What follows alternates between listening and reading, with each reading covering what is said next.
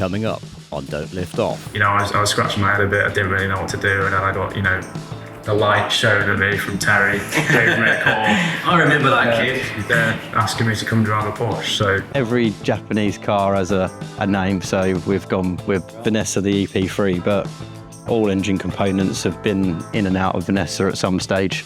I love the whole business of doing an all-nighter and then you get in a police escort in order to get back on time. What was the crack there? What happened? My engineering is kind of like I got abducted by aliens, taught how to do it the Mercedes way and the tech that we had there, and then I've come back to this level. So especially having that knowledge in my head and then going out to a country like Guyana. How many times in your career do you add 4.5 seconds of performance in a night from bits of tin? Terry said, the passion out there is crazy. Welcome back to the Don't Lift Off podcast.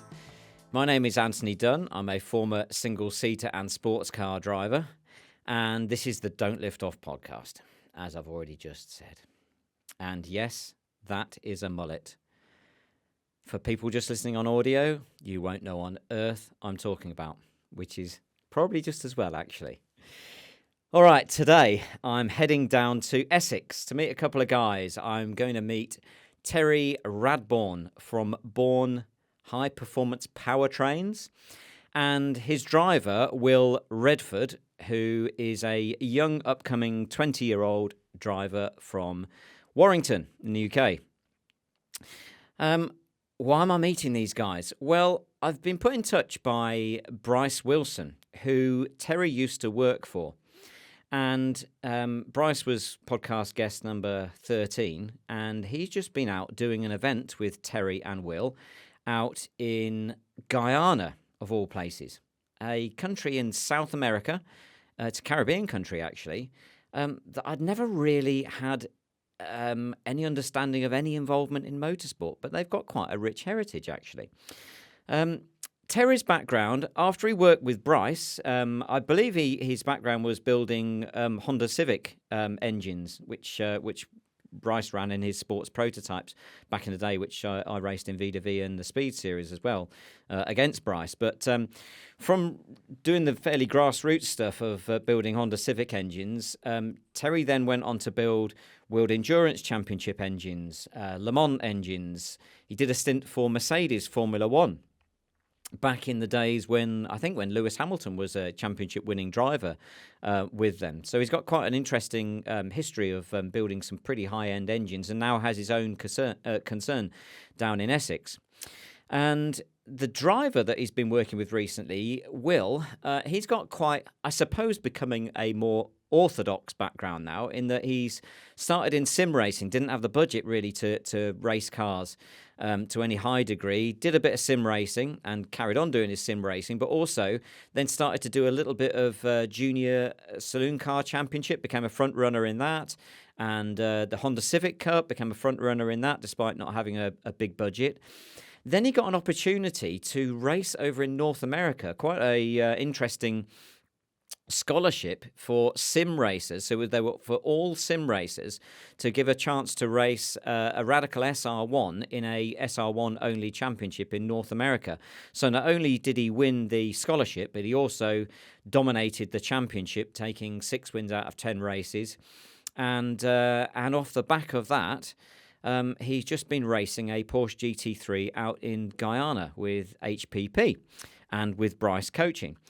So I'm really interested to hear the story about how this came about, how they all came together, I suppose 2 of them to work again, and how Will it came to race a GT3, and why in Guyana. So I'm going to do a little bit more research about that, about a little bit about Guyana's history, because I understand they've got actually quite a rich history. I haven't heard about them at all, so I'm really interested to find out a little bit more about the country, a little bit more about how the event. It was the Caribbean Clash of Champions, I think it was called, and they basically dominated the event. They won all 3 races over the event, and had a huge amount of publicity. Even the president of the country, President Ali, came over to the event and supported them. So so I'm really interested to find out about that story. Hope you guys are too. Hope you enjoy this conversation. We've got a big, rich history of British racing drivers that have gone and teams that have gone overseas and have done really well overseas, from the days of Colin Chapman and Graham Hill and Jimmy Clark winning the Indy 500 to, more recently drivers like Danny Weldon winning the Indy 500 a couple of times, and Justin Wilson winning races over in Indy cars, and even Katherine Legge, being a front runner in Indy cars and in Indy Lights. Actually won a few races in Indy Lights, and nowadays is racing in NASCARs. And actually, I believe she's been supporting Will in his endeavours over in North America. So I'm really interested to find out all about that. And hope you enjoy the conversation. Please like and subscribe if you're from Guyana, and if you enjoy this conversation, you want to support Will and HPP, having been a fan of them from watching them at the recent event, then please like and subscribe and share this with as many groups as you can. And that will help to get the message out there and help to get the podcast out a bit more worldwide. All right, enough of my waffle. Enjoy the conversation, and remember, keep it pinned. Don't take it off.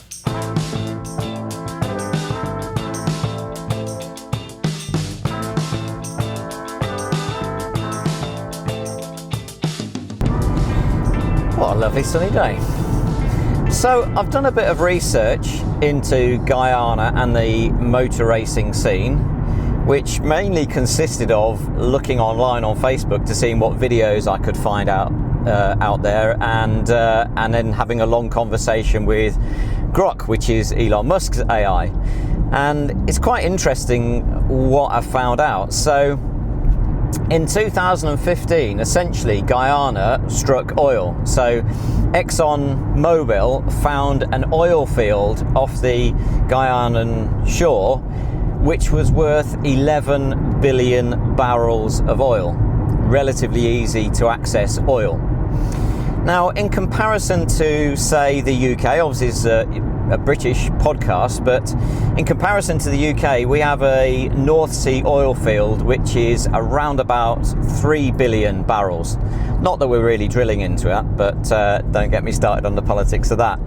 But it's quite interesting. So as of 2015, the country has become gradually more and more wealthy through oil reserves, and the country is a democratic one. It's got a fairly stable government. It's predominantly English speaking. Culturally, they're absolutely motor racing mad. So what they've done is, with the resources that they've got from the natural oil, is that they've invested in a natural wealth fund, and also they've invested it into infrastructure within the country, and because they're nuts on motor racing, they've invested it into motor racing. And they only actually have one racing circuit in the country, which is the South Dakota circuit, which was created in the 1970s. And actually motor racing's not new to them. So the Guyana Motor Racing and Sports Club was created in the 1950s, when they actually raced on the beaches in the 1950s, and then they moved to the South Dakota circuit predominantly for most of their motor racing stuff. So it's drag racing, and then they've held this recent event in November, and so this investment into the circuit of 300 million Guyana dollars, which roughly equates to £500,000, was announced in November. So the plan for that is to create a GT3 series and attract an international GT3 race, or maybe races, in 2026.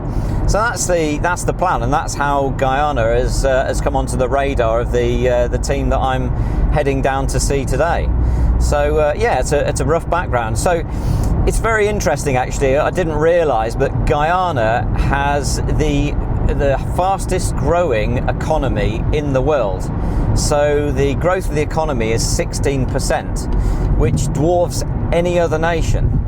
So it's investing, and it's investing into motor racing, and it wants to attract motor racing internationally. So really interesting.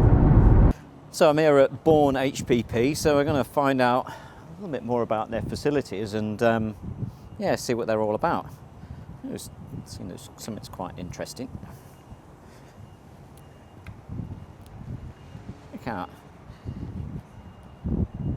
Nice little Honda S2000 there.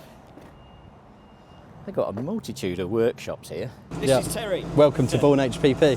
Thanks, mate. So Terry's going to go and show me a few little bits and bobs and tell me a little bit about what he does and some of the kit you've got and some of the services that you do, and then lead on to tell us a little bit more about your trip to the Caribbean, I suppose. Yeah. Yeah. No problem. Right, let's go and have a look. Follow me. Obviously, we've spread to 3 units now, 5, and we've got a chassis dyno in 2. Right. This is our small trophy cabinet at the minute. Obviously, the trophies that we've run for Time Attack have been kept by the team, but they've always given us back the champagne bottles. I think they're all of the lap records from this season with the Teguar NSX. Nice. So it was a Bourne K22, we call it. So it's a 2.2 from a 2 litre turbo, producing 750 horsepower. Proper. Yeah, on life racing with full traction, auto upshift. So yeah, it's all the bells and whistles from my engineering time in LMP implanted into an NSX.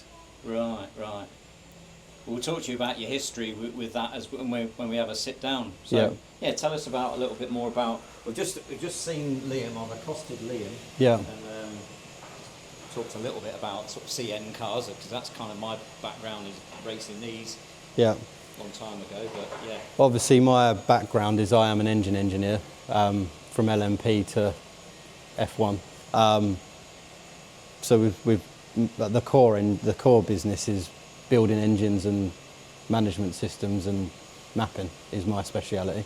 But we've ended up building cars. Yeah. Which I suppose is a natural progression at this level of motorsport. A lot of the guys that we've been working with, we've done such a good job on engines and electronics that they just ended up giving us whole cars, and now, as you've seen from Guyana, we've ended up building a race team and hiring a racing driver. So we're slowly becoming more like a pro drive or that kind of business, basically. So so you're just expanding all your services and things that I watched the Bruce McLaren documentary, and obviously in the early days of McLaren, they struggled with engines. You know, the chassis was where they wanted, and one of his biggest letdowns is or failings that he says in the documentary is that he didn't know engines. So having done that from the other way around, I think is one of our biggest assets, really. It's really interesting. I mean, so my background is in racing radicals, and it's interesting when I went to Peterborough just how sprawling the whole factory complex was, and so I wasn't sure what to expect. I didn't know whether it would be a huge like one warehouse, but it was it was a sprawling complex of like fabrication shop, and then engineering build shop, and then you had an office in another place, and it tends to be like that in the UK. So various sort of specialist shops that have gradually grown. I've had a few big characters in my career that have kind of got me to where I am now. One of them is Trevor Carlin. I've spent a lot of time, obviously the project that we done to build the engines for the Brad Pitt film, Trevor Carlin got me involved with that. And his philosophy with running a race team was you should never have any more than 12 men in one department.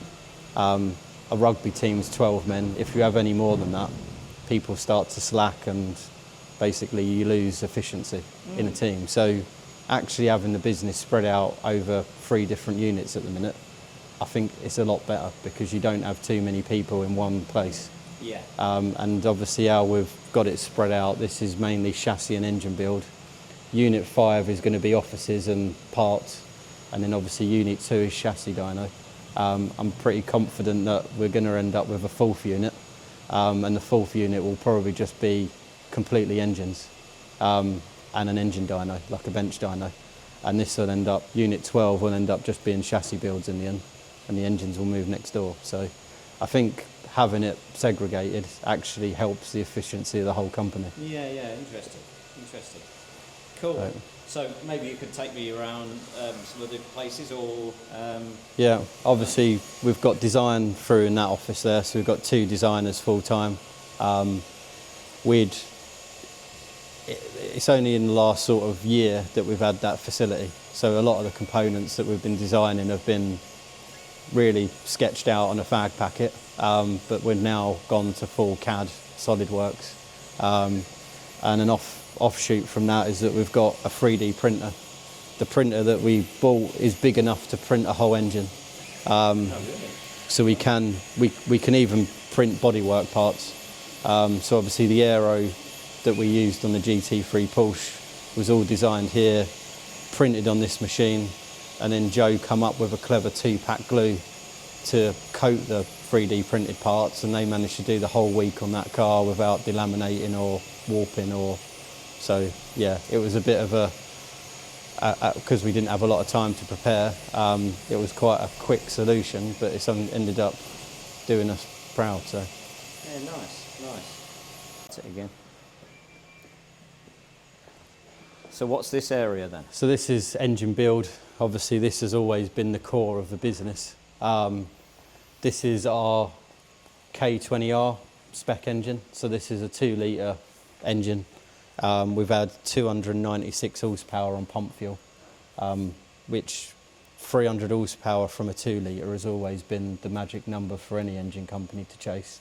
But with the updates on this platform this winter, it should be over 300 horsepower by the spring, basically, is the plan. Nice. So a lot of them upgrades we've designed our own inlet system, which has been properly flowed in SolidWorks. We've also got a new cam profile coming, so the current cam profile is called the 32R. That's our high lift cam profile for an NA engine. But we've made some changes on that on lift and duration.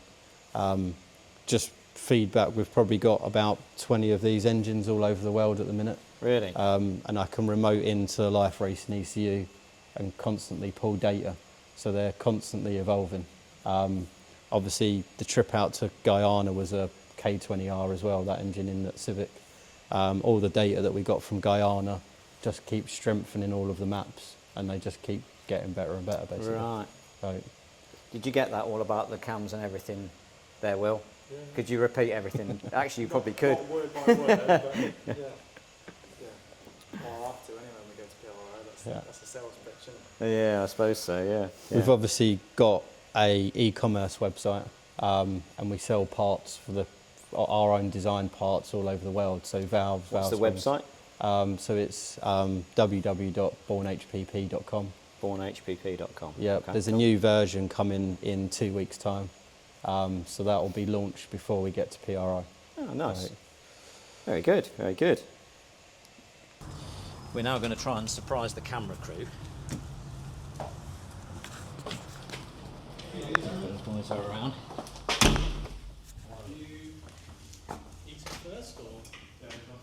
Yeah, I'd like to eat.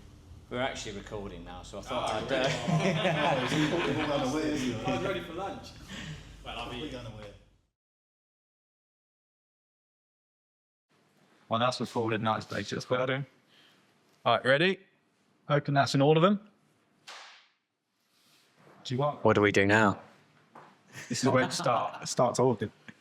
I suppose, from my point of view, I just wanted to sort of find a bit about the whole story. How do you guys know each other, first of all? So we met, Civic Cup was where we met. Was actually the taster day, wasn't it? It wasn't, you hadn't even had an engine at that point. It was a little over 2 years ago. Yeah. Yeah.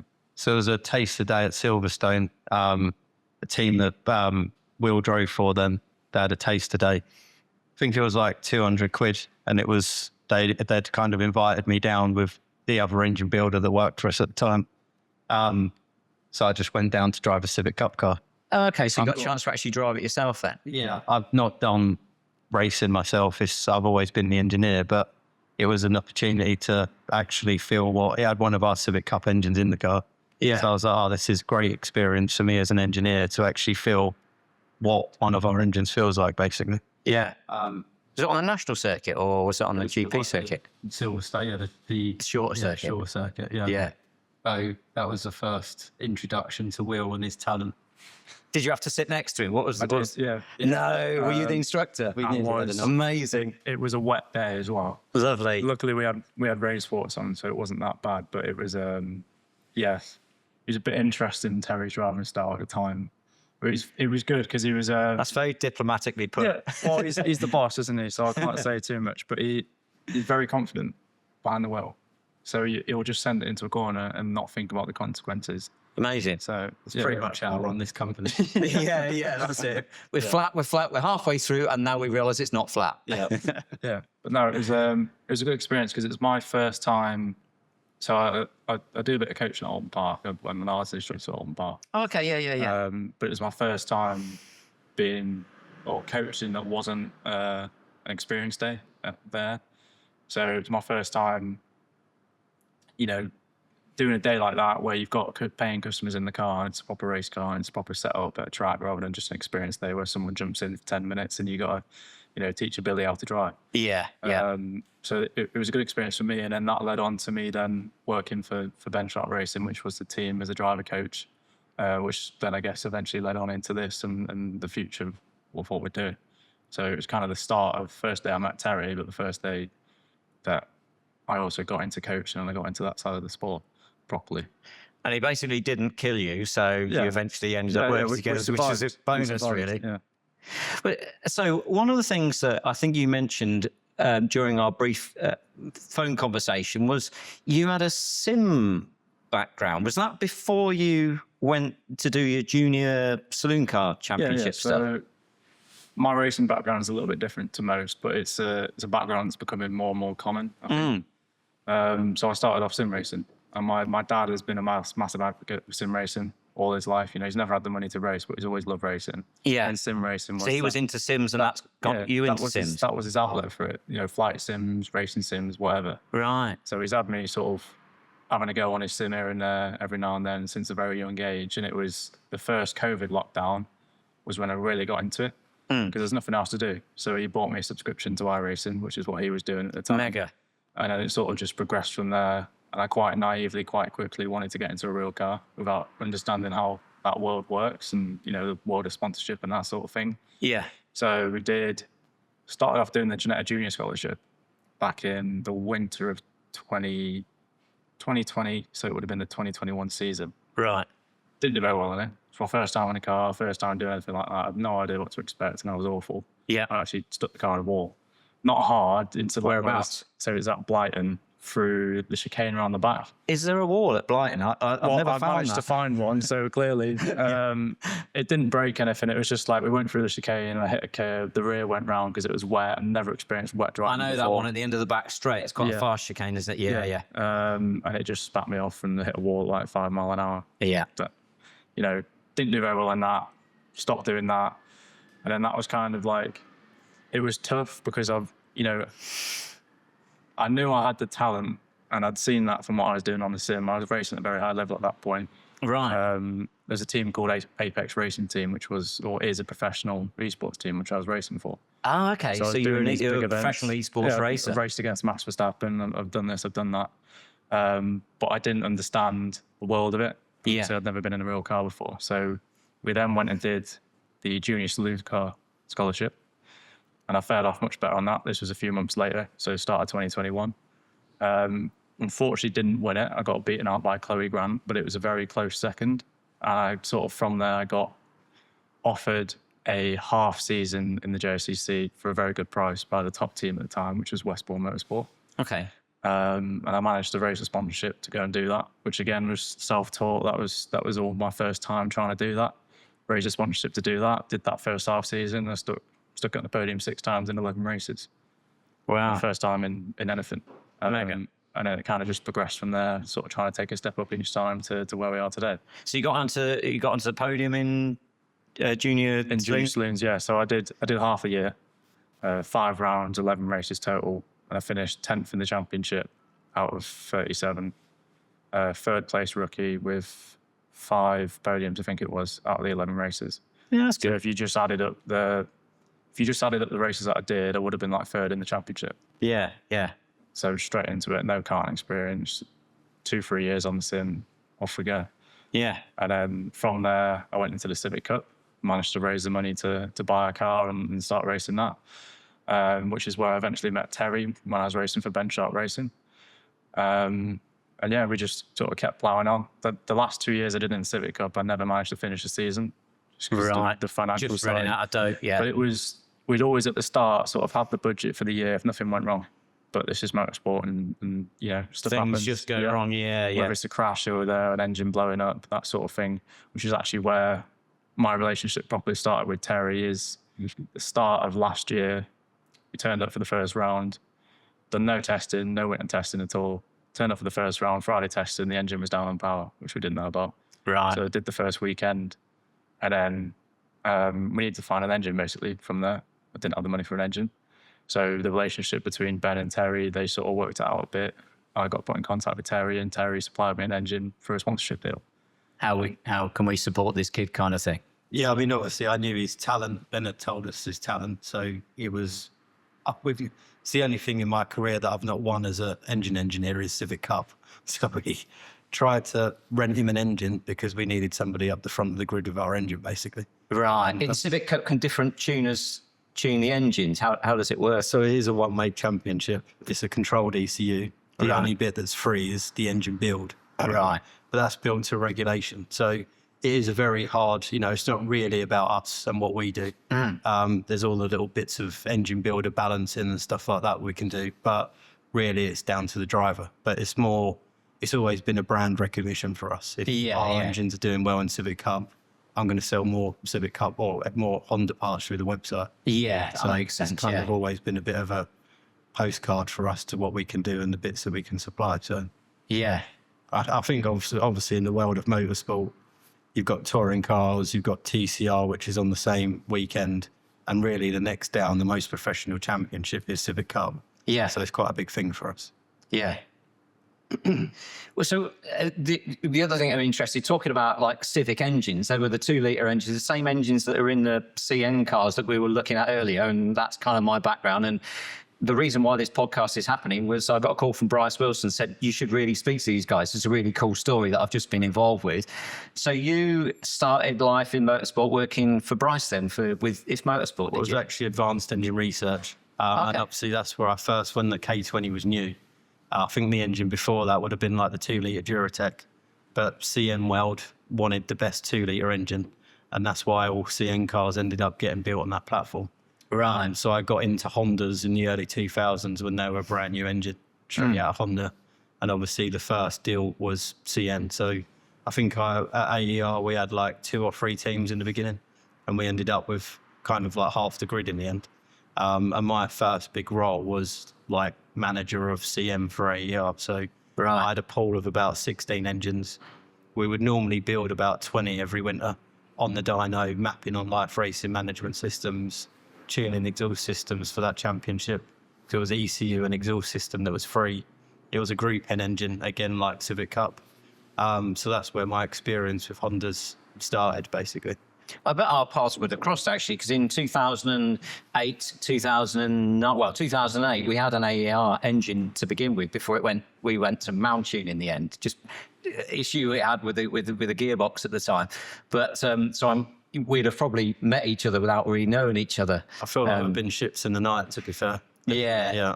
There'd been so many events that you were at that I would have been at. Yeah, guaranteed. But I was just a little AER kid with a laptop in his hand, so you probably wouldn't have noticed he stuck in the back. Yeah. So that was when you were, what, 18, 19? Were you? So I started at AER when I was 16. So I'd done my work experience there at secondary school, and they gave me a job before I left secondary school. Nice. Basically, the boss, Mike Lancaster, just said, you need to get at least 5 C grades at GCSE level, and you've got the job. Yeah. So I was straight out of secondary school, straight into AER. Right. So I kind of feel like my university was advanced engine research. Right, yeah. And life racing. That's kind of what's propelled me to this point. Obviously, there's been another few big companies that I've worked for in my career, Mercedes HPP being one of them. But yeah, that's where it all started. Mega. So AER, where are they? Where were they based? Was they Cambridge direction? Were they or? No, so they're only like 30 minutes from where we are. So they're in Basildon. Oh, okay, Not the most glamorous place, but what we was doing inside that building was supplying most of LMP2 and CN cars around the world. But we was based in, as formerly known as Basildon. Amazing. Yeah. You wouldn't believe that a company like that was in that area, but we was. So.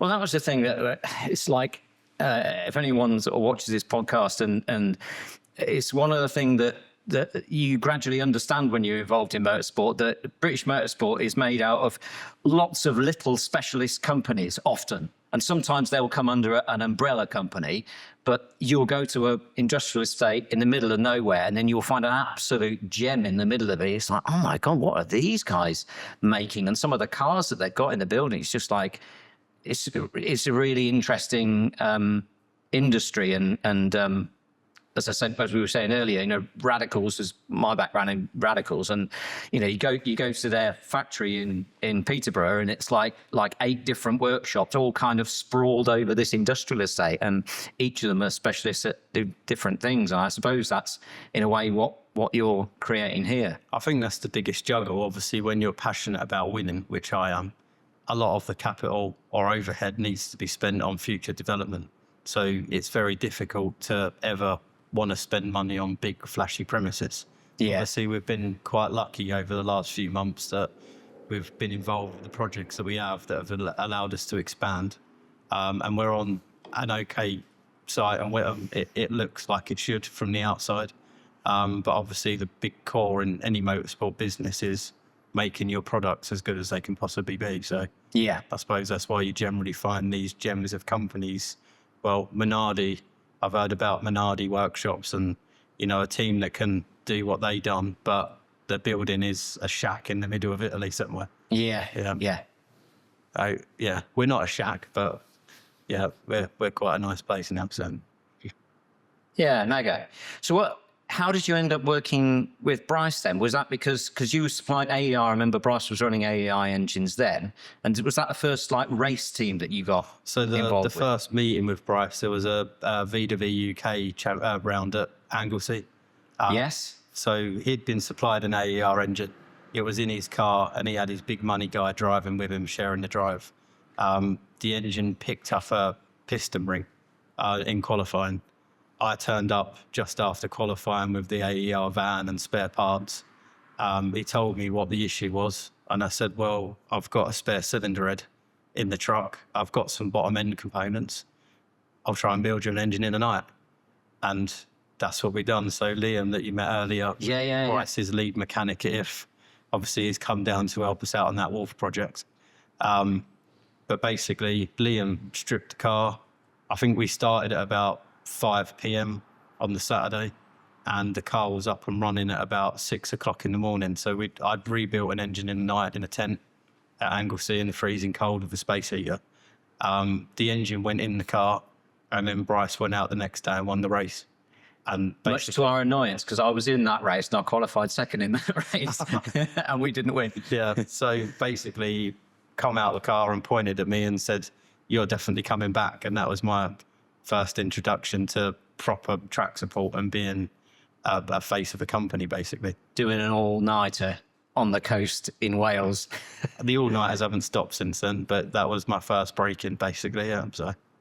It's funny, every time we saw Liam in 2008 then, I think that was then, and every time you saw Liam, it was just like, yeah, you haven't had a night's sleep again.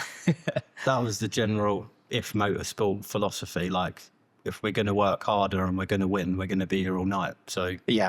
And obviously, when I moved from CN into LMP with AER, and I was running an LMP2 car engine program for a team, that philosophy just stayed with me. And obviously, a lot of LMP2 teams, especially at Le Mans, you start at 7 o'clock in the morning for your morning warm up. You've got the week before Le Mans. You're there till 3 o'clock at night prepping and looking over the last bits of data. You're effectively developing a prototype in the week before Le Mans, and then you go into Le Mans, which end to end, I know it's a 24-hour race, but I think it's like 42 hours end to end. Yeah. From when you start at 3 o'clock, the race, you're there obviously the morning before preparing and systems checking. Yeah. And you've got to do the pack up at the end of the race. So my Motorsport days just prepared me for Le Mans 24 hour, I think. So Yeah. but it's the same philosophy when obviously I had the pleasure of working for RML from AER in 2006. Yeah, I was going to say, so that was Ray Malek's team then, was it? Yeah. Was that the MG Lolas back in the day? Yeah, it was a rebadged MG Lola chassis with the AER P07 2-litre turbo engine. Right, okay. But yeah, being involved with a team that size and that mentality at such a young age just completely imprinted on me. Yeah. It's been the philosophy through everything that we've done. When you can get to work at that level so early, it just stays with you. Yeah. But my grounding is all with motorsport, and then I've obviously had the pleasure of working in these bigger teams. But that mentality of winning is not something that everybody gets to learn. You know, not everybody gets to work in a winning team and understand what it takes. Yeah. I know when I did the podcast with Bryce, so he's been at the, whatever championship he's been involved with, he's always been at the sharp end of that championship.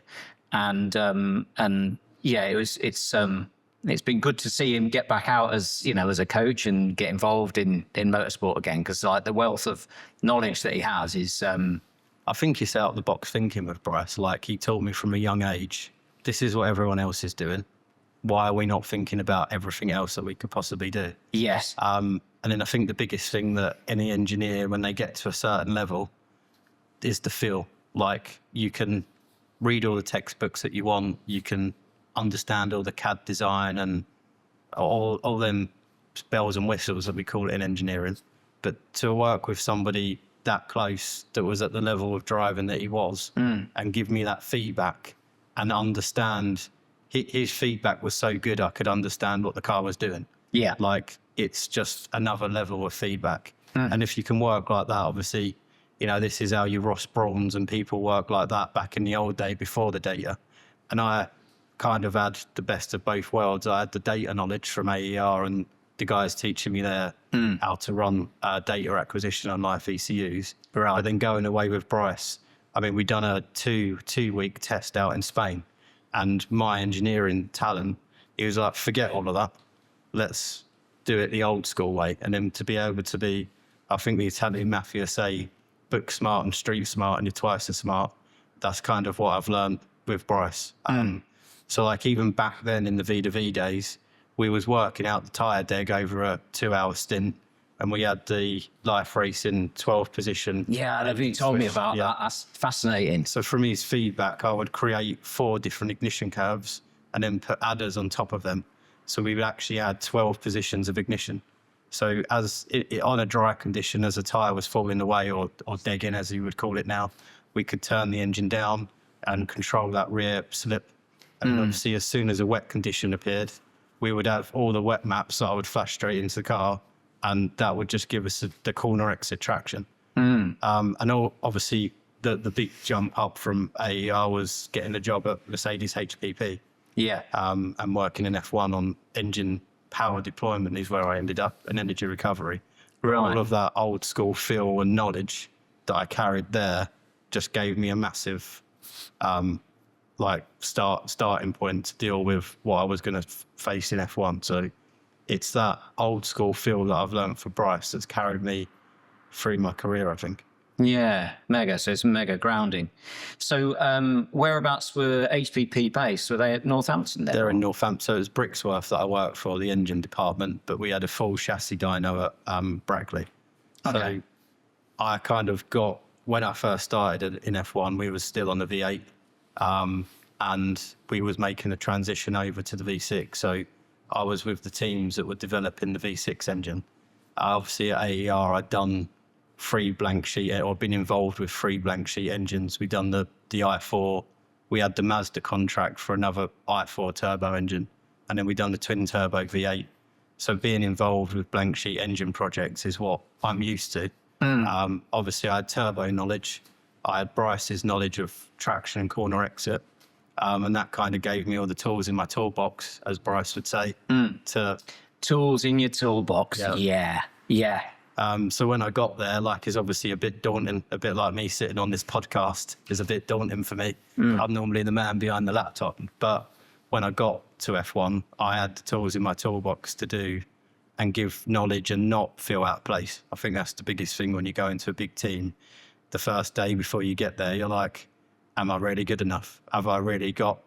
Do you have a little bit of imposter syndrome when you went there, did you think? I think for the first few months, yeah. And then you get hold of something, it starts working, you start to see the changes take effect. And obviously you're just a small cog in a massive team. You know, there's 600 people at Brixworth and another 600 at Brackley. But I did actually feel like the bits that I was doing were pushing it along, whether it was just doing more hours to get a project complete or that part of the work complete. Or obviously not all of my knowledge was completely soaked into that project, because I said you're just a small cog, but having that background and that mentality to get something over the line and knowing what it takes to win, I think, you know, I'd like to think I was a decent small cog in that big wheel. So what sort of years was what is it when you worked for Mercedes? So I kind of went there like the back end of 2011 and then through to 2014. So I also ended up going trackside with the project. I don't think that was the initial plan, but where we'd all worked on this new system and engine, or ICE as they would say in F1, in the factory, the guys that were currently running the V8, they hadn't had the time to have the training on the new setup. So we'd been on dynos for 8-9 months running this engine and understanding all of its strengths and pitfalls. So we ended up going to the track to support it in the early years. Yeah. Was that, I'm trying to think of what they were doing in the championship that year. So was that when Lewis had joined Mercedes? Yeah, so I kind of went there just after Lewis had already, he was having a bit of a dismal year with the old V8 car, but obviously the development wasn't going on that one at the time. It was all for the new turbo era. Right. And obviously from year one with that, we become world champions. So Yeah. Which is what sort of year would that have been then? So it's 2013, 2014. Yeah. Them seasons were the first seasons of the turbo. And obviously that DNA from that original team and setup has carried Mercedes to, I can't remember how many wins it is now. Yeah, it's nice to be involved, I should think, with us, because that was the most powerful engine on the grid as well, wasn't it, around that sort of time? I think we was light years down the road from everybody else. Like, the engine itself was one of the most efficient engines ever developed. I think potentially, I'd like to say not, but you might have seen the Concorde of ICE or internal combustion engine in that product. So I don't know if, I think we spent over £1 billion in development on that engine. So $1 billion. $1 billion. Wow. I'm not sure that will happen again. I don't know. Yeah.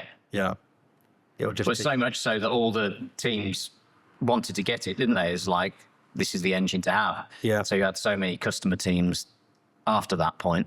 Yeah, I think we could only ever support 4, which is probably what they're supporting now with McLaren and Aston Martin, and that's as many as we can supply, but I'm pretty confident most of the grid would have had it if they could. Yeah, if they could have done.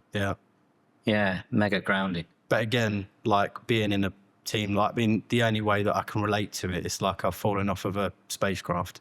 Like, even the stuff that we're working on now and where the rest of motorsport is still about 30 years behind the technology that I was seeing then. So it's, for my engineering, it's kind of like I got abducted by aliens, taught how to do it the Mercedes way and the tech that we had there, and then I've come back to this level. So especially having that knowledge in my head and then going out to a country like Guyana. Yes. You're 40 years, 50 years ahead of what they've ever seen. Yeah. And I think that was a big eye-opener for our customer out there, Nasruddin, and all of the Guyanese people, is that with 9 staff, I basically set up an F1 team in the way that we functioned. And when you're in a team like that, you're just absorbing things that you don't even know. Yeah. You know, I'm an engine engineer, so I'm doing this job, but how the tyres are done, how that's set out, even how the garage is set out and where people stand, you just know, you're in that team, you just know how something like that works. Yeah. So obviously that's given me, again, the tools in my toolbox to put,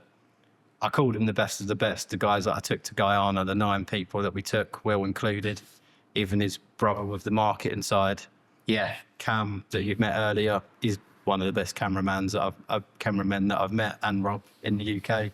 Like, I literally knew. Pick up yourself, boys. Yeah. I see a big grin from the sound boy there. When you've been at that level, when you've seen what it takes, you know you need to hire to go and do a job like that. So, yeah, it's all of that experience that you pull on through your career to pull off something like that. So, talking about Will, just back to something that sort of crossed my, raised my antenna a little bit, was that when I saw that you'd raced a Radical, that you'd come back to, and that you went to the States.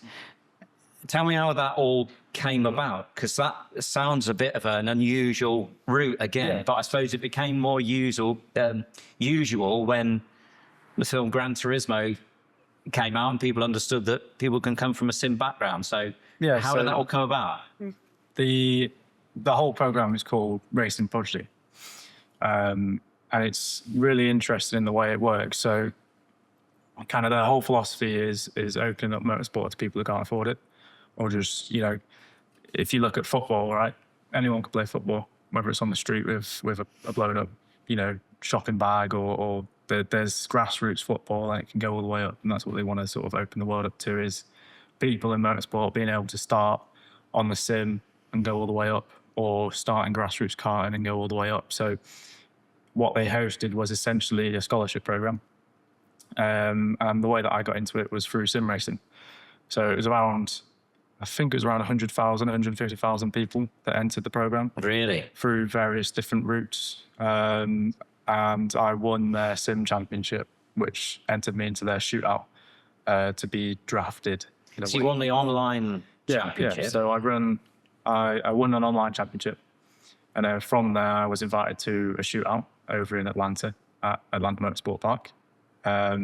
So they flew us all out. I think it was a total of 40 people they flew out of all these competitions they run and different routes into it. We all went out there. We all did a mini intensive course, basically. So it's a load of fitness assessments, driving assessments, media assessments, and they picked the 30 best and chucked them into a season in the Radical. Okay. So to all 30? Yeah. So it went from 100,000 or whatever the number was down to 40, and then down to 30, and that was the racing season. Wow, that's quite a commitment, having 30 cars on the grid. So they're all SR1s then? Yeah, so it's 30 SR1s, and it's quite a big commitment, but they had quite a big partner program behind it.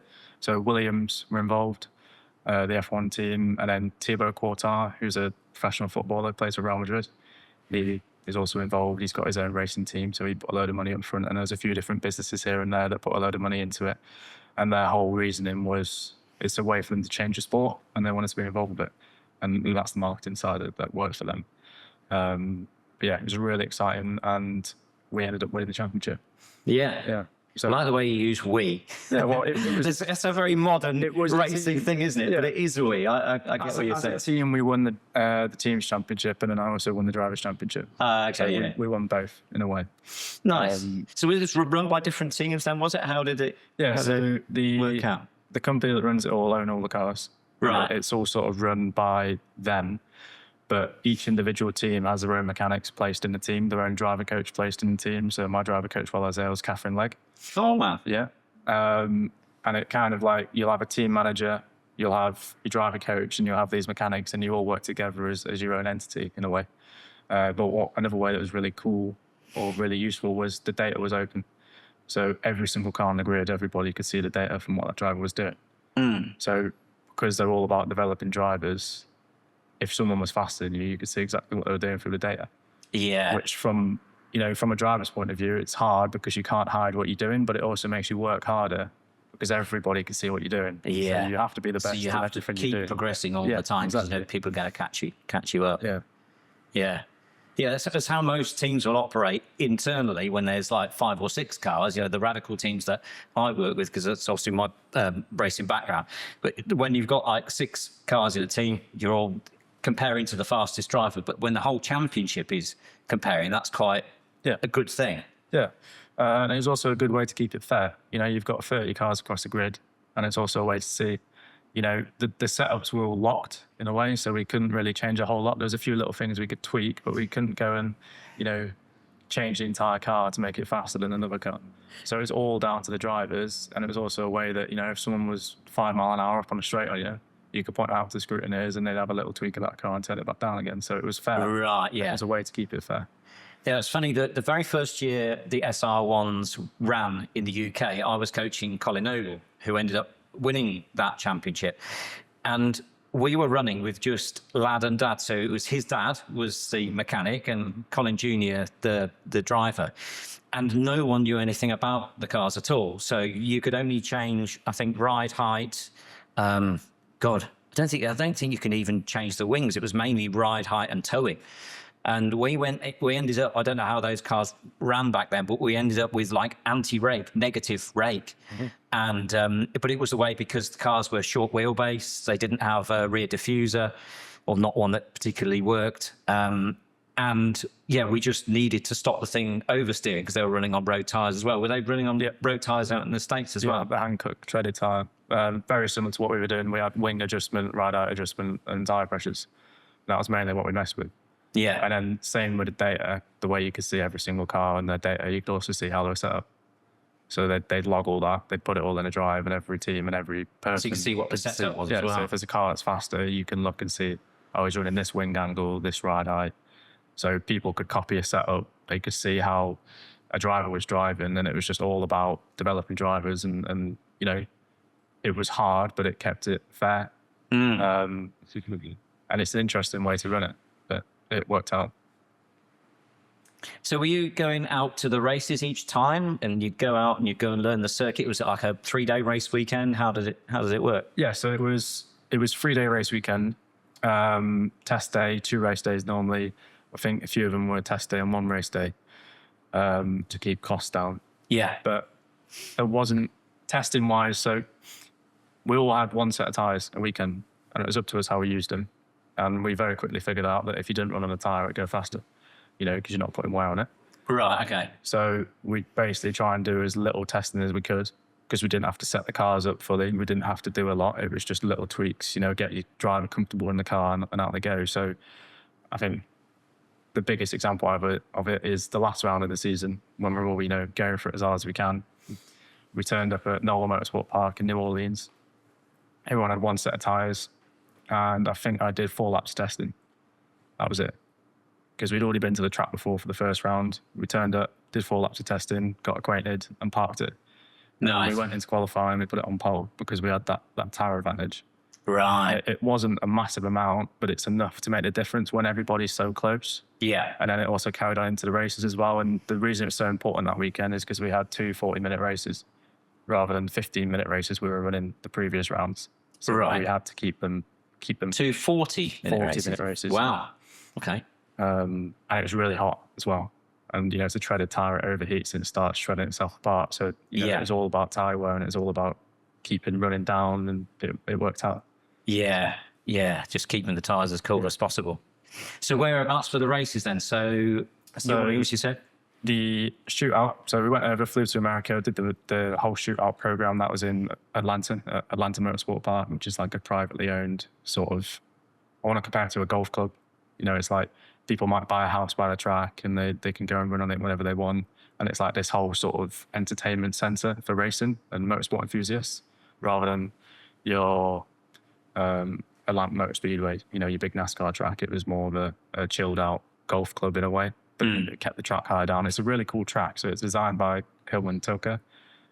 Okay, yeah. Herman Tilke? Yeah, Tilke, yeah. F1 designer. Yeah. So it's really cool. It's probably the least American track I've driven in America. Oh, right, okay. So you had all this elevation and the ups and downs and the bumps. It's quite similar to Guyana, actually. Right. So I did the shootout there. After winning that shootout, because I was the fastest in the shootout, and I won the end event, which is like a little head-to-head race, knockout stages. I then got invited by the Radical factory team in the UK to do a Radical Cup round in the SR1 at Alton Park on the British Touring Car package. Okay. So went and did that with them. Won a race, got 2 podiums, stuck it on pole, set a lap record in my second time ever in an SR1. Nice. And then we went back out to America to do the actual Racing Prodigy season. And that was, first round was in New Orleans at Knoll Motorsport Park. Second round was in at Sebring, which was quite cool. Oh yeah, cool man. Yeah. And then we went to Atlanta Motorsport Park again, same track we did the shootout at. Yeah. We went to Miami Motor Speedway after that. Oh yeah. So we did the oval. We did like half the oval in the infield. Yeah. And then we went back to Nolan Motorsport Park. So it was all sort of like East Coast of America, Florida area. Yeah. Again, to keep travel costs down for the people running the cars. Yeah, it makes sense. I'm guessing Katherine had got experience of all of these tracks, having been out there since, oh God, I'm trying to think of when she, 2003-ish, I'm wanting to guess, something like that. Maybe slightly earlier. Yeah, Katherine was great. She was really good at, the biggest thing I took away from Katherine was just the data side, and also, I guess, working in a team in a way, you know, because it was the main championship up for grabs was the team championship rather than the drivers' championship. That was, everyone sort of saw that as secondary. Oh, really? Yeah. Interesting. It's because of the teams that were there and, you know, the investment that had been put in, they all wanted to come away with the team championship. Right. So that was the main goal, and she really taught us all how to work as a team rather than going out on your own and focusing on your own thing. She was great at looking at data and stuff like that. It was very easy to, you know, sit down with her, look at a few bits and bobs and come away knowing what you've got to do and what you've got to go and do rather than getting lost in it. And I think that's what a lot of people do with, you know, I've seen it as a driver coach now, is that people spend hours and hours looking at data, you know, it's different when you're, you know, mapping engines like Terry, but when you're on a driver's point of view, you just want the simple things that you want to know what you can go and fix. You know, you can sort of get sucked into looking at this little tiny differences where if you just fix the few main things, it'll end up coming naturally. So that's another big thing I learned from her, is just don't get sucked into looking at all these little data points and looking at minimum speed and blah, blah, blah, blah. Just, you know, you can brake later here, you get on the throttle early here. Yeah. Go and do it. So it's showing the bigger picture. Yeah. Look, Katherine, I mean, it's a great story, and I think I think it's one of the best kept secrets in British motorsport. So I remember Katherine when I was racing in senior TKM, she was racing in junior TKM, and so I guess I've known her for 30 odd years, something like that. And the fact that she's gone and made a career out in the States from Indy Lights, she was a race winner in Indy Lights, and she went to IndyCar. She's raced just about every single type of, or driven at least every single type of car, like Le Mans cars. She's driven an F1 car, Indy cars, now NASCAR. She raced, where was it that she competed? Pikes Peak? I think she was doing something. So, yeah, I'd love to tell a story, actually. Yeah. But no, that's a good story. Everyone knows everyone in motorsport, don't they? Yeah. So. Yeah. Well, before we went to Guyana, I sent her a message as well about the Porsche, because I've never driven the Porsche before. And I was like, Of course, the GT3 as well. I'll message Katherine and see what she thinks. Yeah. So, yeah, she's really good to have on my side, and, you know, someone that I can take some advice from. Mega.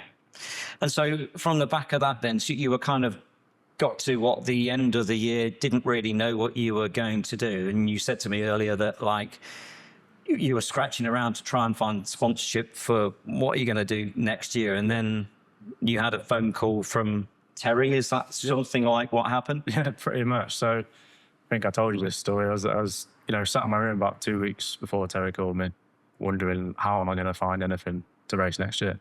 Because we'd struggled along in Civic Cup for the past 2 years, didn't quite finish the both seasons. Then I went out and did this amazing opportunity in America that was all paid for. We won the championship. We were on a level playing field finally, rather than, you know, running for scraps in the Civics. Yeah. And then that finished, and it's where do you go next? You know, as a driver, you always want to take that next step, but the next step up is even more money.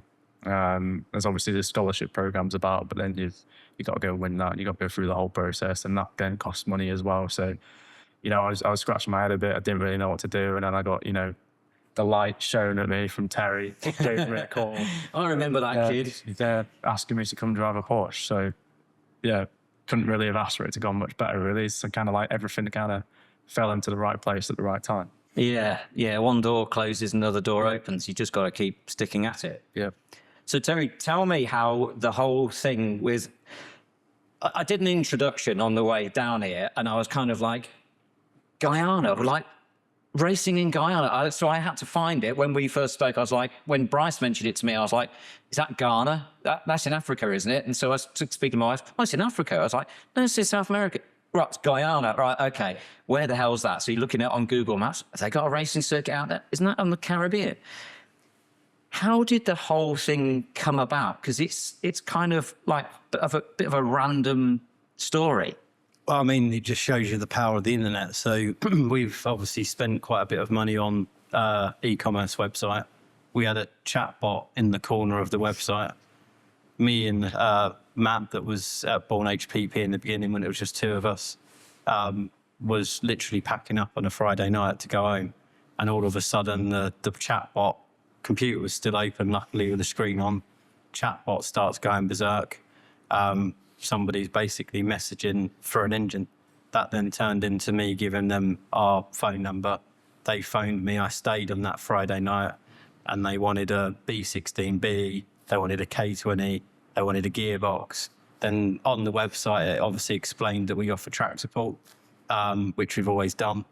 And that led into meeting Nasruddin and supplying him. First of all, we were just going to supply him 2 engines. Then we ended up building him 2 cars. Then he wanted a GT3 Porsche. So it just shows you the power of SEO and what a website can do for a business like this.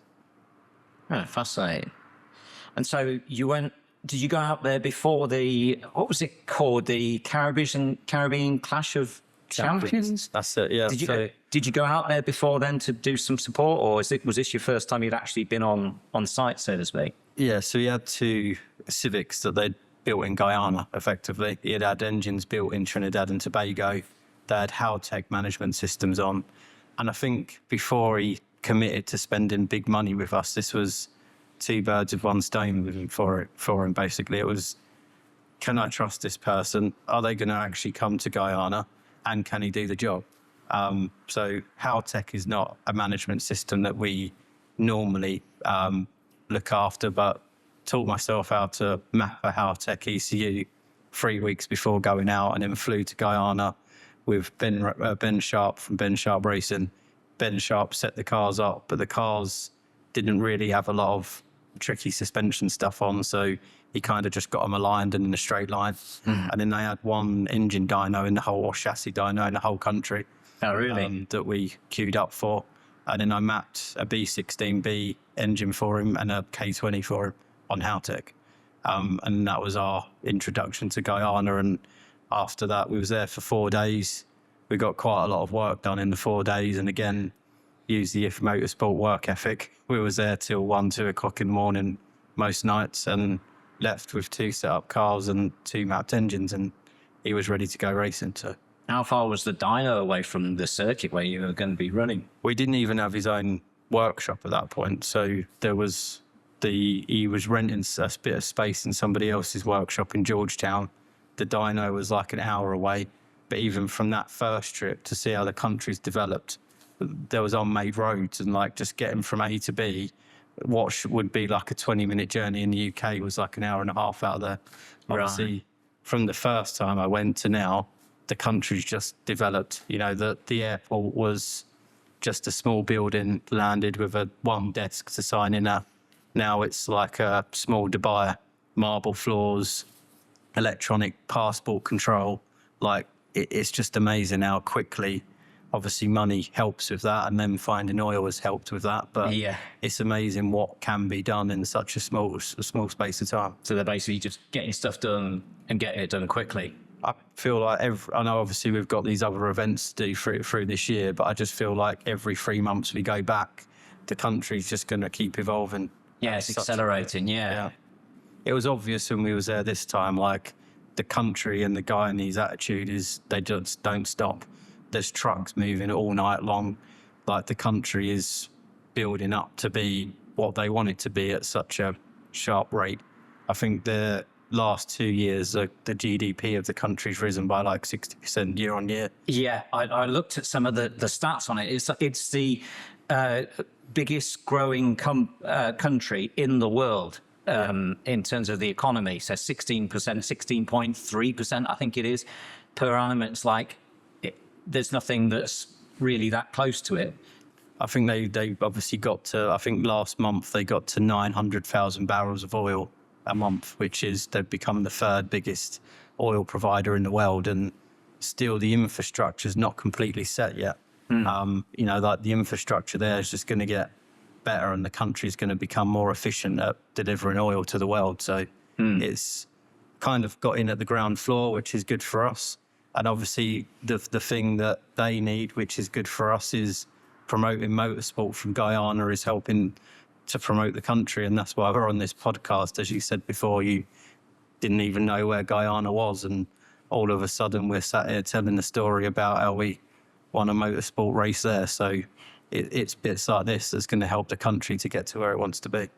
Yeah, it's a fascinating story. So, you know, one of the things that I thought about before doing this podcast was the story of drivers that have been overseas that have kind of run out of opportunities, and then they find it in other places. So there's a friend of mine, James Winslow, who, again, he was doing national level Formula 3 and ran out of budget because he didn't have big family money or anything, and ended up having an opportunity to race in Australian Formula 3. And from that, made some contacts because Australia is quite near Asia. Or is it in Asia? Sorry. A bit naive as to where the world is. But anyway, ended up racing prototypes out in Asia, so LMP3, LMP2. From the contacts that he made from that, ended up doing Le Mans, ended up winning Golf 12 Hours. And there's always a way, there's always an opportunity. I really like in stories like that. That's when people don't have any other opportunities, like, okay, well, let's go and find out what that's about. And yeah, bringing your expertise to... Well, I think, you know, my business, Bourne HPP, and Will's career as well, like, we've massively benefited from this deal. It's brought capital into my business to expand, to do what I want to do, and obviously help build the platform of Bourne HPP. But obviously it's worked wonders for Will's career as well. So it's opportunities like this that they're your lily pads through your business structure, I suppose, and getting to where you want to end up. So it's been a massive opportunity for the pair of us. Yeah.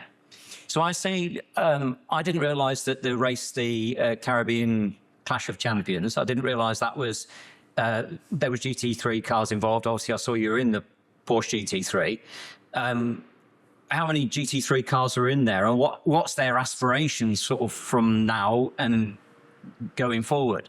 Well, this was actually the first GT3 race that they'd ever held, and there was only actually 2 cars. There was Group 4, which has always been their top level out there, so they placed the Group 4 cars with the GT3 cars. Right. But this is their big move. I think, you know, they've obviously been quite wise in picking a platform to build from and promote from. Yeah. GT3 is, you know, it's not LMP1, but it's a decent chassis, it's a decent car to promote from and a decent level. So and there's lots of people, lots of teams with those cars that... Yeah, and there's lots of people, other countries in the Caribbean, from Trinidad and Tobago. There's people that were meant to come over, but the boat didn't quite make it. There's Brazil, there's Panama, and all of them other countries are all racing GT3. So I think it just made sense for them to create this GT3 championship and then start attracting more people from other Caribbean countries. Yeah, yeah.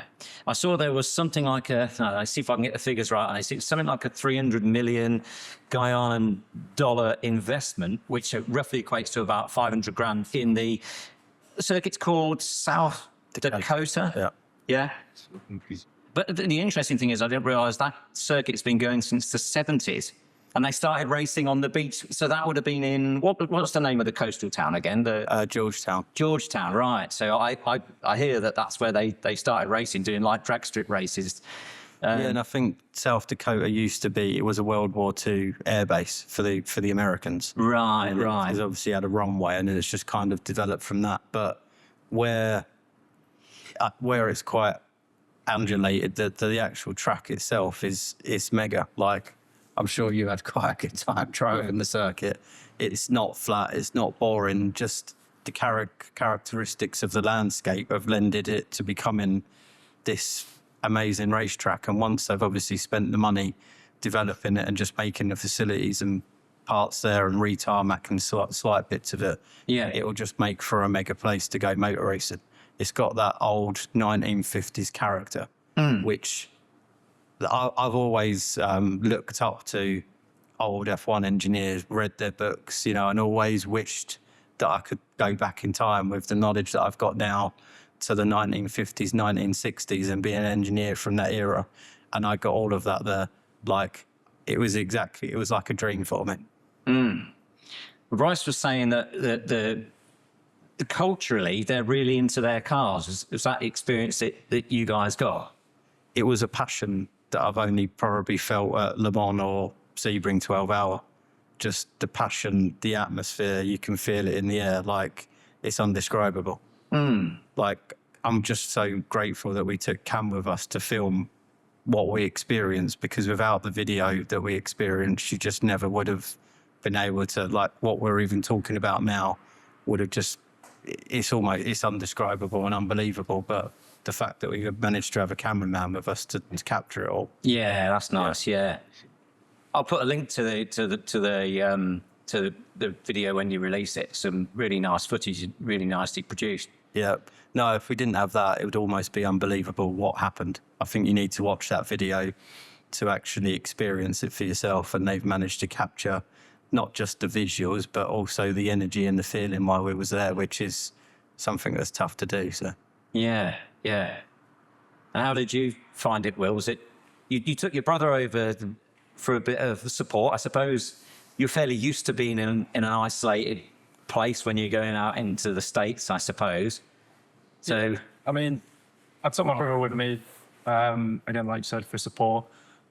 Again, like you said, I'm used to, when I was racing in America, I'd just be going on my own, but I felt like I was quite comfortable over there.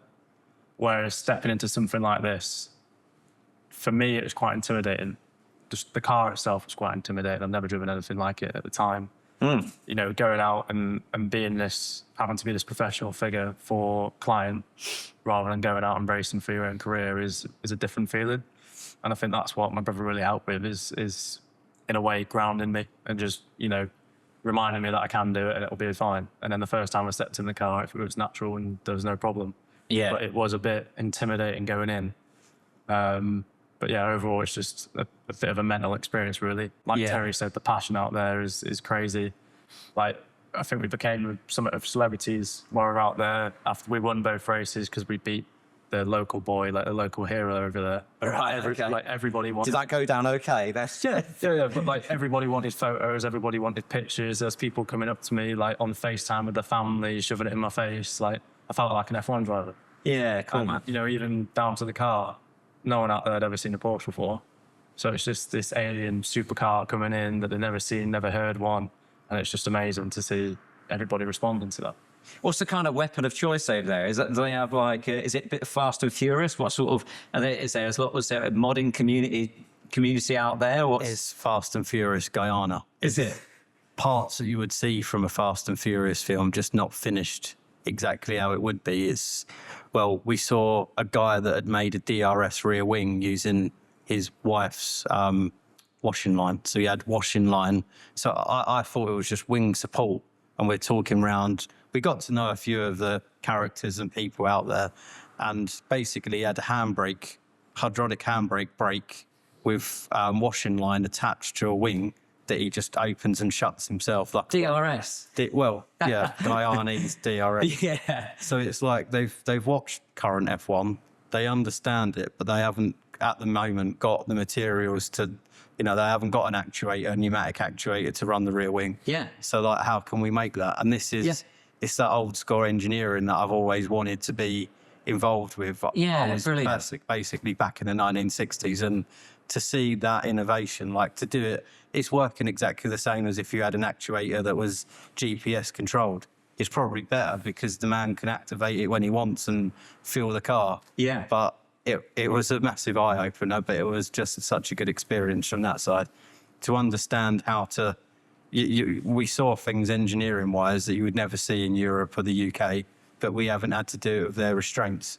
And obviously that come to us the night that we had to develop aero for the EG after better understanding the rules and regulations. We then had to think like a Guyanese engineer. How do we create an aero package from material that we're going to find locally in a night? So that was probably one of the most rewarding little mini projects that I've had in my career was, you know, with Joe that works with us as well, was to try and design a... Yeah, I got some of the pictures that literally hand-drawn. It's like, right, we need some more aero on this car. We can run it, and we're losing, you know, time because we're not running any aero. How do we make it? It's just, It was like 1960s F1. We drew it on a fag packet pretty much on some A4 paper. Yeah. We had some, I think it was someone's roof, if I'm honest, off of their house. Amazing. That's what it looked like, the material, or that's what it would have been used for. Yeah. And I've just obviously had the ability in my career, the different companies that I've been to do a bit of everything. I've done a bit of fabrication. I've done a bit of, so there was a local fabricator, but he didn't turn up. So I got the disc grinder out with Bryce and we just set to making aero parts, basically. I reckon Bryce was loving that. We were getting stuck right into that. Yeah, so obviously the car that we was running was a Honda EG. The cars that I used to work on at IF Motorsport was JS49, so we set about creating an EG49, is what we called it. Okay. And weirdly, A prototype Honda Civic. basically, and weirdly, Bryce's cars were white and red. The company AJM logo is red, so the car was painted red inside. And then as we was putting the aero parts on the car, the only spray paint that we could find was white. So the actual car ended up looking like one of Bryce's old JS49 Legge. Yeah, nice, It's just nice. so many weird things like clicked into place, and it almost is it feels like an untrue story to even tell it back, but. Well, we'll take a little break, but what I want to do after we've had a quick break, I want to just ask you about how the race went, you know, some of the things that once you bolted your car together, you know, how the races went, because it was a whole race weekend. So, yeah, tell us about that in a second. No problem.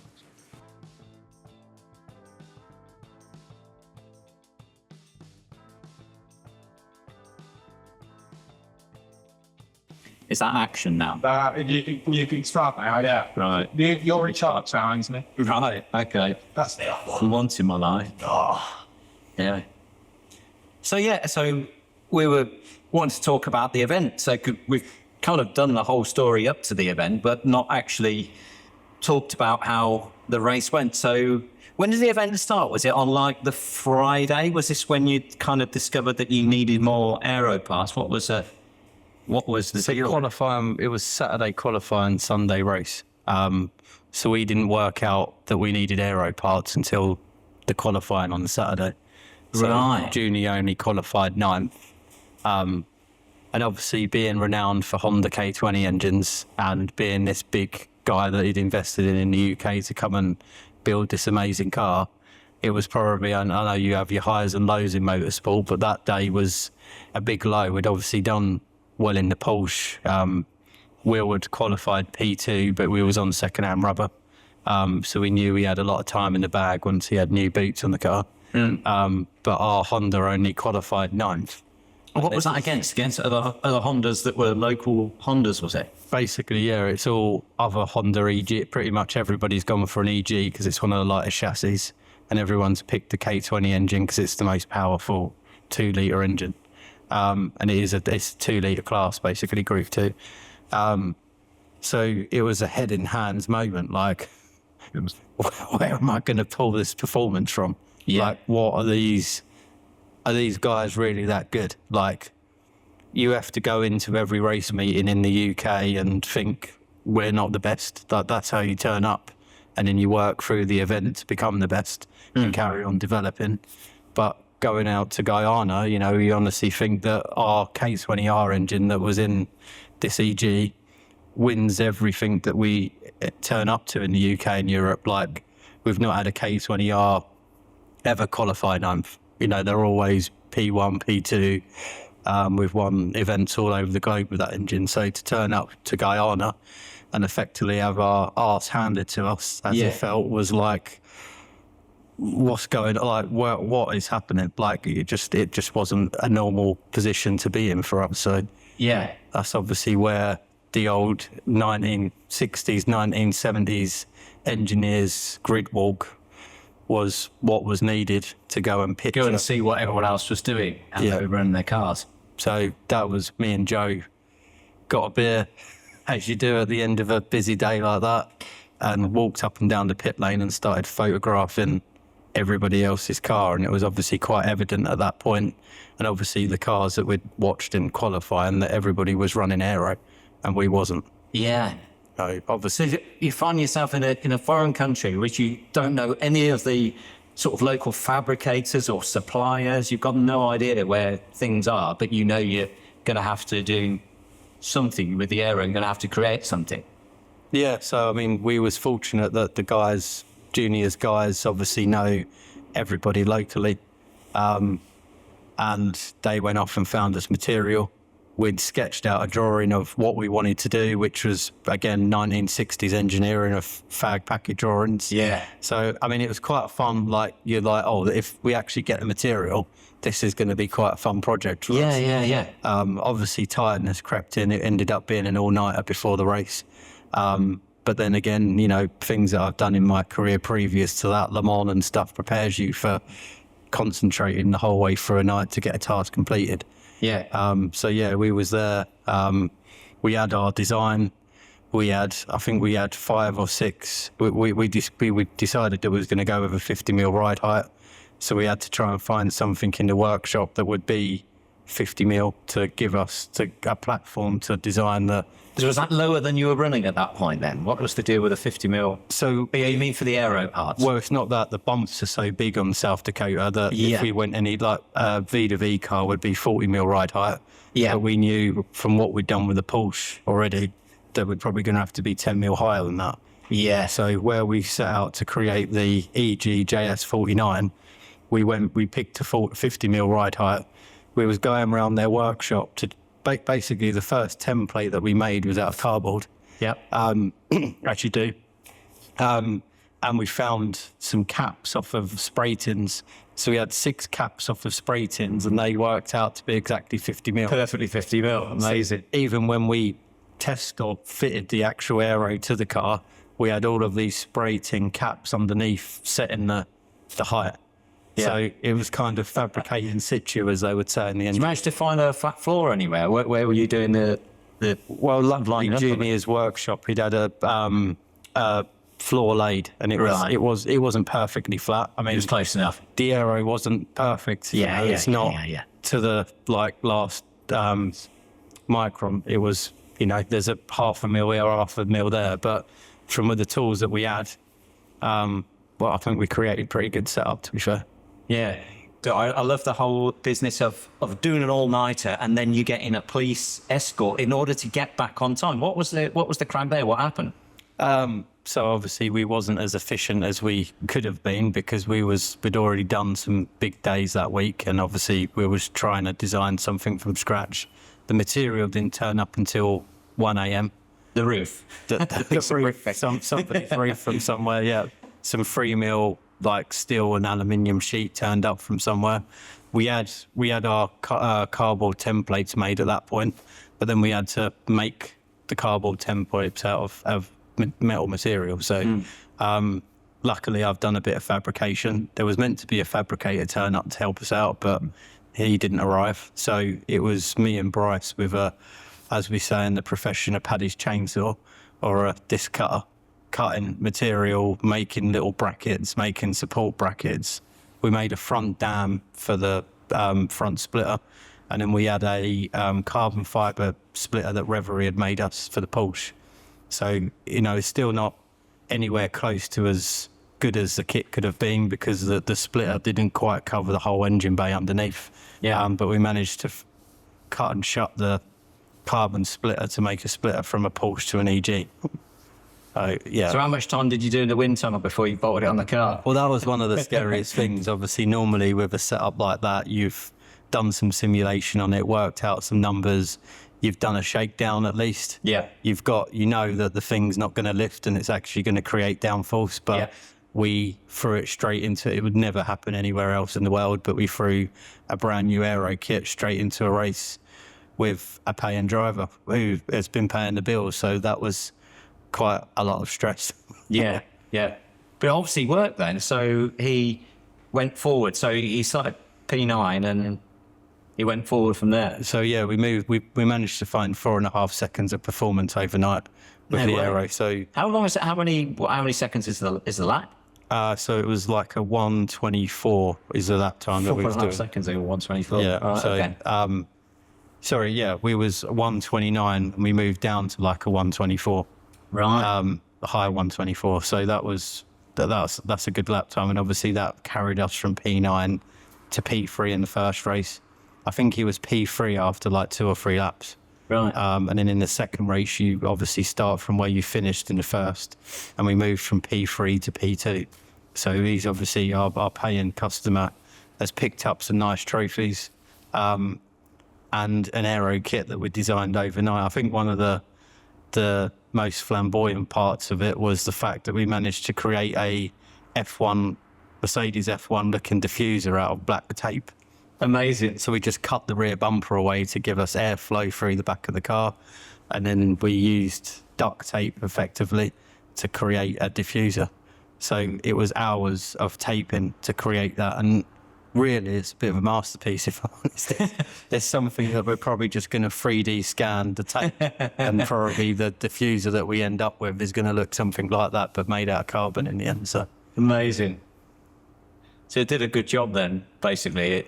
Well, I mean, how many times in your career do you add 4.5 seconds of performance in a night from bits of tin and tape? Like, it doesn't normally work like that, but... So you finished it at what, 8 in the morning or something, and then you needed to get it to the track, and that was the whole thing of the police escort then, was it? Well, I think we actually finished, I think the race was at about 11 a.m. Right. And we actually finished the car at like 9:30.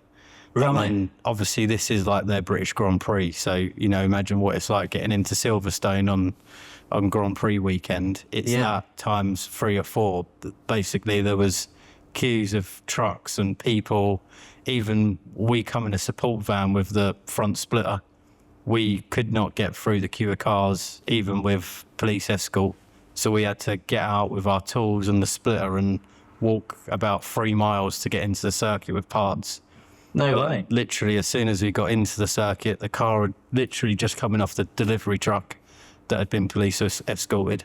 And it was the first fitment of the front splitter. Like, we knew that we couldn't transport the car with it because it wouldn't have got onto the tow truck.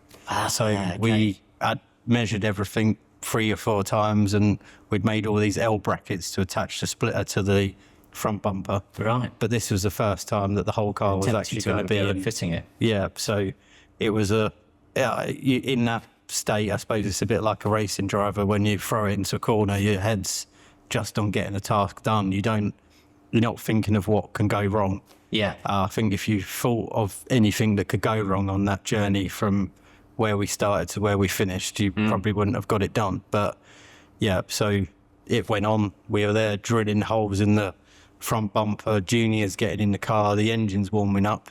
I'm literally putting the last bolts to connect the splitter to the front bumper in, comes off the axle stands down, straight out to join the back of the queue for the first race. So it was kind of like a film set moment, really. Yeah. Like, how many times has that ever happened in a career? You know, in the UK, you would have turned up with the right kit, you would have tested it, you would have... Yeah. It's one of them once-in-a-lifetime career moments, I think. Yeah, kind of completely out of the box, and you attempt to think out of the box and just make it happen somehow. Yeah, and it's like Bryce would say again, tools in the toolbox. We knew how to cut because we'd cut before. You know, it's like a surgeon. You know what to do because you've done it 20 million times before. Obviously, the aero that we'd run on a JS49 and being involved in that championship for all them years, it was... You know, excuse my pun for the carbon splitter, but it was a carbon copy of what we'd done in CN stuff. So yeah, you're just bringing back what you already know. What you've already learned. Yeah. And so from the Porsche point of view, it was pretty straightforward, really. So you qualified second, albeit against a 992, a slightly newer car, but you'd done it on old boots, you'd done it on older tyres, knowing that you're saving the better tyres for the race then. Yeah, so we had the one set of new tyres. We spent the test days that we did driving around on the old rubber, just getting the car dialed in and getting me dialed into the car mainly. I think that was the biggest factor, was getting myself comfortable. And then we went into qualifying, we had a chat with Terry, and Terry decided he didn't want to use the new tyres. We'll save it for tomorrow, which I was a bit sceptical about it personally, because I wanted to be on pole, but it worked in the end, so fair play to him. He thought about the bigger picture and I wasn't at the time. So we were second in qualifying. I think we were a tenth and a half slower on the old rubber, were probably about a second in hand on new rubber. So we knew we had the pace straight away after that. And we went into the races, and it was evident from the first race. We won the first race by, I think it was about 10 seconds in an 8-lap race, just from having that new rubber, getting into the lead on the first lap and pulled the gap out. Yeah, cool, man. So that was the first race. So how did you feel after that first race? You pretty knackered, or where were you? Because you'd not raced in that sort of temperature before. No, I was all right fitness-wise. I do a bit in the gym. I might not look like the most fit guy, but I do a bit. So it wasn't a problem for me. Like I said, you don't notice it when you're driving. It's just when you stop. As soon as you've got out, got some water down you, had to sit in the shade for a bit, you're fine after that. And we'd had the whole week running up to sort of acclimatise to the heat. So it's not like we were, coming off the plane on Thursdays, jumping straight into the car on Friday and then straight into qualifying after that. We had that time to sort of settle in, adjust to the time zone and adjust to the heat. So it wasn't as bad as what I thought it would be in a way. The third race, though, was definitely tough, but I think that's just from a mental side, because I didn't know it was going to happen. It was kind of like an encore right at the concert where they all want another race to go ahead, so they stuck them all back out again right at the end of the day when the sun's going down. Yeah. So I put all that mental energy into the first race and the second race. We won both of them with a nice big gap. And then the third race, you just about started to chill out, just settle down. And then, just grabbing a beer. Yeah, it was about half an hour after the second race, we were straight back out for the third race. Right. Right when you're trying to calm down a bit. Yeah. Straight back out again, helmet back on, and off you go. Yeah. So that's when I felt it, and then that was over, and it's all done. Then you can relax and have a drink and party. Because you find that you brought some of the discipline that you've learned in Europe and out in the States. I suppose that's something else that you're bringing over in terms of when you're up against a higher competition and you go and do something else, you're bringing a certain level of, like you say, tools in the toolbox in terms of, your techniques or your mental discipline, or even things like, I saw on the video something about the flashing lights, and it's like, that's what everyone does in GT racing in Europe, full stop. There's any stuff that you used from, your previous experience that helped you in that? Yeah, so obviously going into it, we knew we had a slower car. It's quite simple. The 992 is a faster car than what we had. But I'd always, coming up through racing in the UK, I never had the money for the nice fancy car. I was always in that slower car. So I've always used to that, trying to, I wouldn't say outdrive a car, because the car can only go as fast as it can go, but getting the most out of it and not letting it get to you that someone else has got better equipment. Yeah. And that's just the mentality side of things. And then, like you say, with the flashing lights, it's just mind games at the end of it.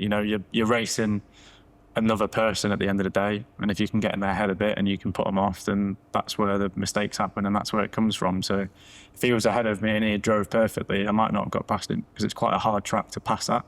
There's no real massive braking zones where you can send a lunge on the brakes, but I knew that I was already in his head a bit because I just demolished him in the first two races. Yeah. So as soon as he got ahead on the start, it was right onto the back of him, start flashing the lights and put him up.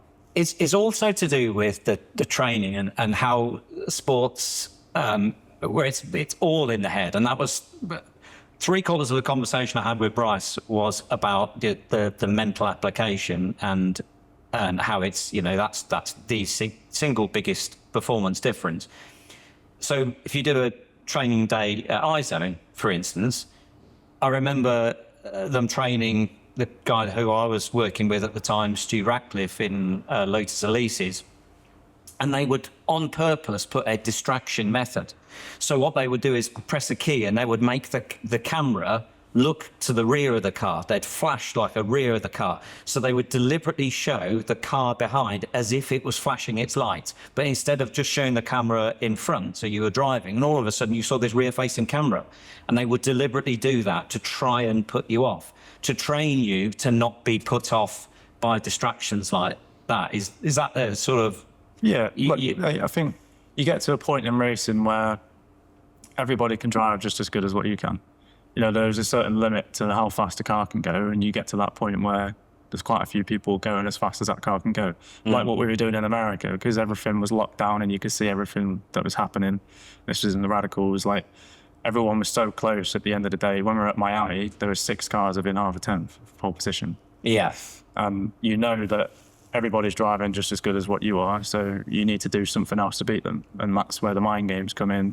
You know, you look at maybe Rosberg and Hamilton when they were fighting for the championship in 2014. Yeah. Nico retired at the end of that year because he was so mentally drained. Yeah, he knew what it from took. the amount of effort they put in, but also the mind games that they were playing on each other at the time. Yeah, And yes. you know, it's like probably what Bryce was speaking to you about and what he spoke to me about is half of it is the mental side. You know, especially when you get to that higher level, everybody can drive well. You've got to find another way to beat them. Yeah, it's the monkey on your back that's always constantly there. What if they behind me? That was one of the things I learned from Bryce in the early days, actually.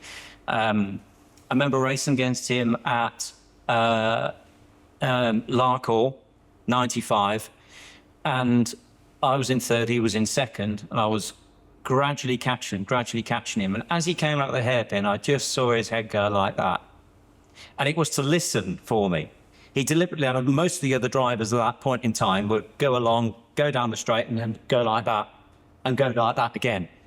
And you knew that as soon as they started to do that, you knew you had got them, because they were panicking about you. You could see psychological. Whereas, you know, Bryce coming out of the hairpin, noted.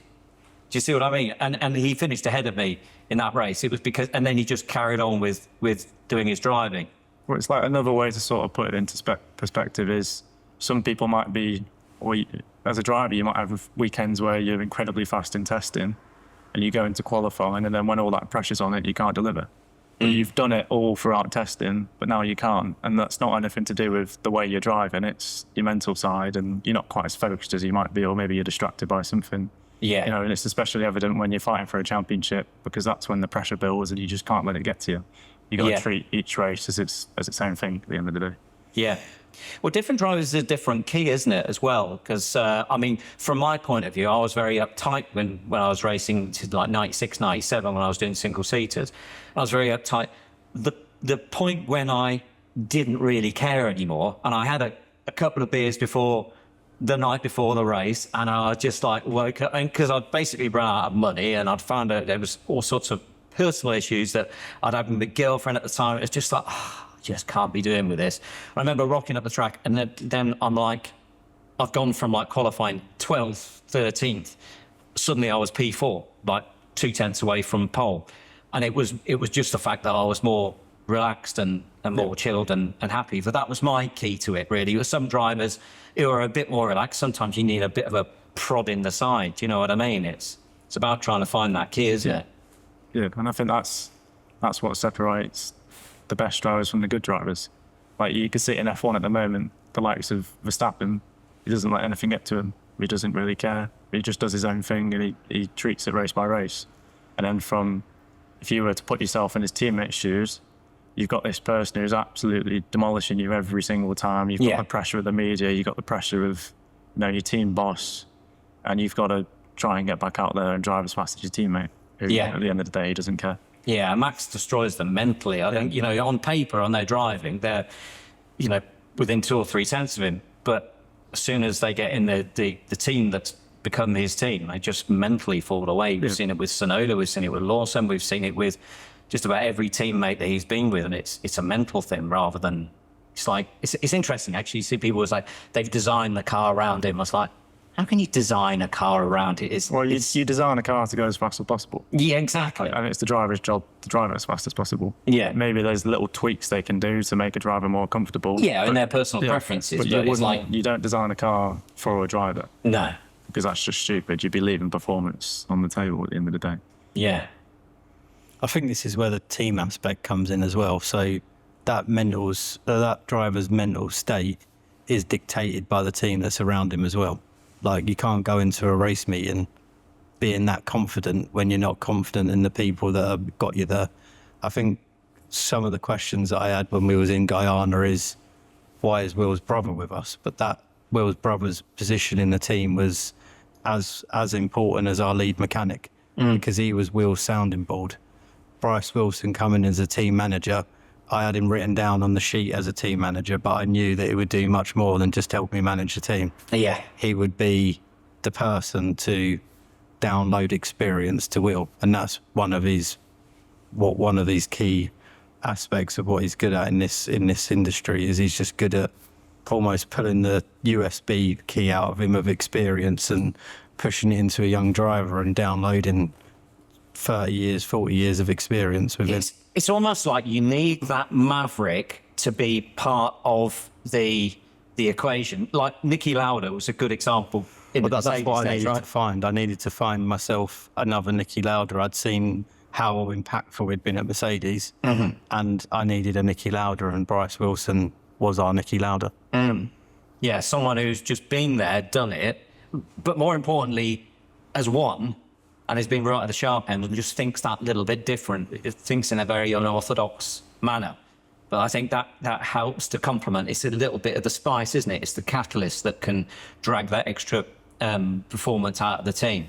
Yeah, no, for sure. I mean, even for me personally, I've never run a race team, and I'm an engine engineer. I've been involved in big teams, but I've never felt the pressure of running a team like that. So he gave me that added confidence to be able to do my job, basically.